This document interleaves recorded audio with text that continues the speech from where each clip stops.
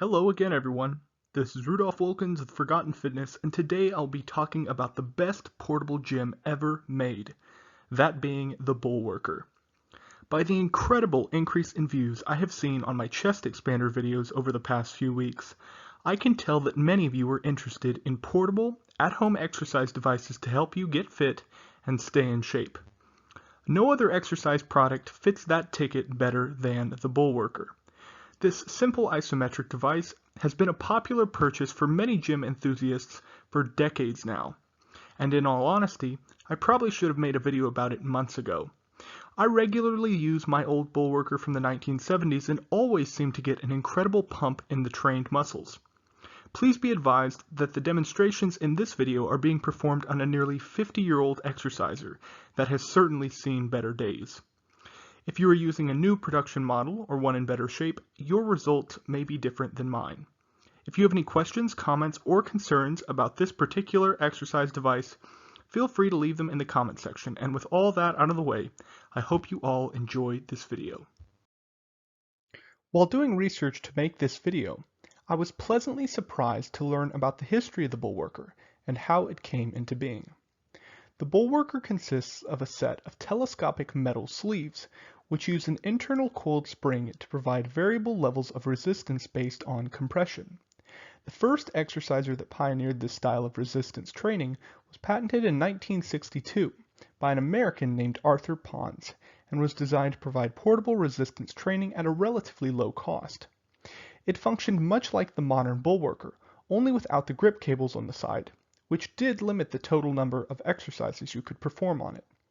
A more refined version of this device was patented in 1937 and was known as the Chapman's Physical Exerciser. This would become the direct inspiration for the Bullworker. Finally, the Tenslator, later renamed the Bullworker, was designed and patented in 1962. It used the same basic principle as the other two exercisers, only with increased functionality and durability. This is where we see the introduction of the grip cables, which at least doubled the total number of exercises possible on this device, making it an even better at-home all-in-one gym. The Bullworker is an isometric trainer that utilizes static holds to build strength in various muscle groups. With the addition of the grip cables, like we mentioned earlier, nearly the entire body can be effectively trained, including the legs. In many ways, this makes the Bullworker an even better all-in-one device than either the chest expander or the power twister. When performing isometrics with the Bullworker, it is typically recommended to perform a static hold for 7 seconds, after which you will perform 10 additional controlled reps. This was based on a series of over 200 experiments conducted at the Max Planck Institute throughout the 1950s. These studies concluded that a 7-second hold performed daily would result in increased muscle growth and strength in participants. This isometric training style, alongside the Bullworker itself, proved to be popular and effective with consumers.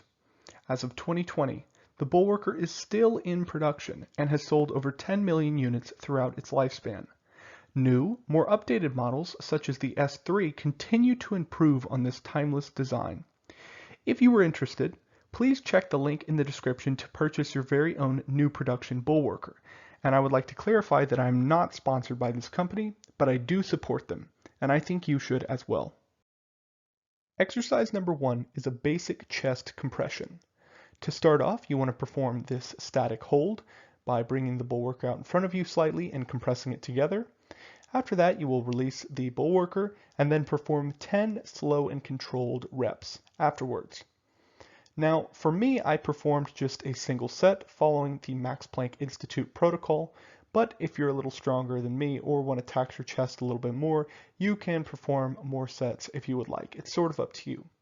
Also, there are many different ways to perform this exercise. I see some people that have their upper arms and elbows parallel with the ground, almost like they're doing like a neck press, but using a Bullworker. But for me, I did it more like I was doing a fly, so I imitated doing a partial range of motion fly. I had the Bullworker closer to my chest, and then I brought it out slightly in front of me and then compressed it together, sort of all in one motion. And for me, that worked great. It really lit up my chest, and I felt it almost immediately. But that's how I perform this exercise, and take it as you will. There are other ways to do it. You can search on Google and find 100 different ways to perform it. But this is my favorite chest exercise with the Bullworker. For exercise number 2 here, we will be utilizing the cables on the side of the Bullworker, and this is a back exercise. What I'm doing is I'm sitting on a bench here, and I have the Bullworker placed in my lap, one end of it, and then I am grabbing the cables at the side of the Bullworker in the middle, and I am pulling the Bullworker together but apart at the same time, if you understand. So I'm pulling the cables apart, which compresses the spring, which gives you tension. And of course the spring is trying to straighten the Bullworker back out, so you were fighting against that. So what I do here is I really think about my middle back, and that's what I focus on a lot, rather than my forearms and triceps, because those will try, and rear delts, they will try to engage and overpower this exercise, but I really focus on squeezing my scapulas together. And of course the rep ranges here are the same as the first exercise. So the first rep is a 7-second hold, then those 10 reps, those pulse reps afterwards that are slow and controlled that you can see I'm doing here. And then for this exercise as well, I just did a single set, but if you are stronger or want to perform more reps, feel free. It is completely up to you. Exercise number 3 is an abs crunch. And it reminds me of both the Larry Scott Ring of Fire, which I know I have yet to make a video on, but I promise you I will. And it also reminds me of Charles Atlas ab compression that he does, which was another, it was a dynamic tension exercise, but another kind of static exercise where you hold the position and flex. So here what you're doing is you have the Bullworker, one end of it sort of at your hips, the bony part of your hips, and then you have the other hand, in my case, on the other end of the Bullworker, but in some of the newer Bullworkers, they actually have handles on the cables on the side, and you can grip those as well. But I don't have those, and my hand was just slipping off the cables. So this is the way I improvised, is I put both hands on the other end of the Bullworker, and I'm not using my triceps here. I'm also trying to limit using my lats, and I'm really focusing on just cramping my abdominals.